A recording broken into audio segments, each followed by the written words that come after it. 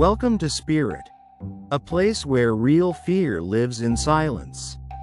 Every story you hear is inspired by true events, forgotten towns, and things never meant to be found. Tonight's story takes you to an abandoned American village, where one house still waits.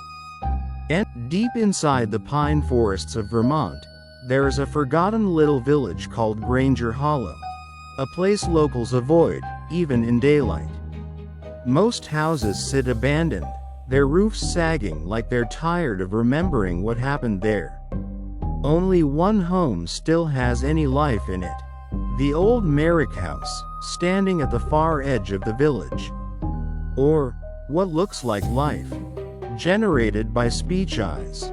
Last October, a 22-year-old photography student named Evan Price came to Granger Hollow for a college project on American abandoned towns.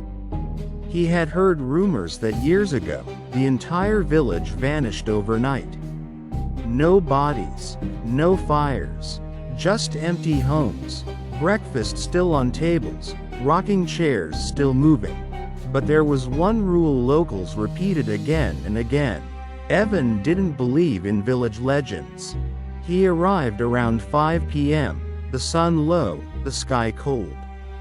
He started taking pictures of the abandoned schoolhouse, the broken gas station, the overgrown church. Every photo looked normal, except one. In the background, through the trees, a window in the Merrick house had a face in it. A pale, almost gray face. Eyes too wide, mouth stretched, frozen in a silent scream. Evan zoomed in. The figure was gone. The sun dipped. Fog rolled across the empty road like it was crawling toward him. Then his phone buzzed. No caller ID. He answered. A whisper, almost behind him. Come inside, we've been waiting.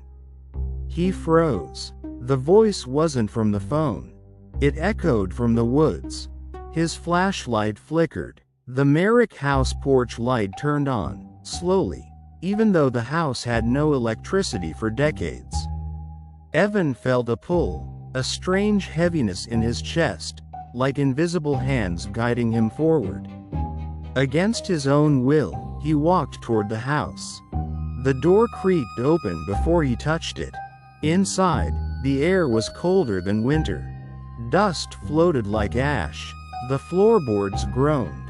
Family photos were still on the wall. The Merrick family smiling. Father, mother, and their 9-year-old daughter, Lily. But the daughter's eyes in every photo were scratched out. Suddenly a small voice whispered, "You shouldn't be here." Evan spun around. On the staircase stood a little girl in an old-fashioned white dress. Bare feet, black, wet hair, no reflection in the broken mirror beside her. Her eyes were missing, just dark, empty holes. She pointed to the living room. They're awake now. The living room lights blazed, all of them, even lamps not plugged in. The Merrick family stood there, or what remained of them. Their bodies were twisted, limbs stretched too long, faces slack like melted wax. They spoke together in a slow, layered whisper. No one leaves Granger Hollow. Evan stumbled backward, trying to run, but the front door slammed shut and nailed itself shut without anyone touching it. The little girl grabbed his wrist. Her grip was ice. "You're the first visitor in years," she said. "Stay. Play with me."